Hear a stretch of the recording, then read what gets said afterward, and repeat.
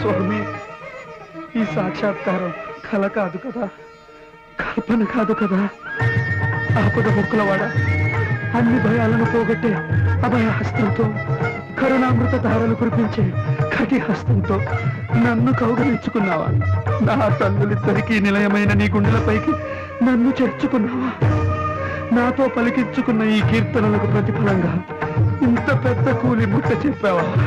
నా జన్మ తరించింది, చరితార్థమైంది. ఏడుకొండలవాడా, ఇదిగో ఇదిగో నీ సొమ్ము. 32,000 సంకీర్తనలు నిండి ఈ చిరుకానుకను నీ హృదయ భండారంలో భద్రంగా దాచుకో. నీ పాదాలకు తగని చేసిన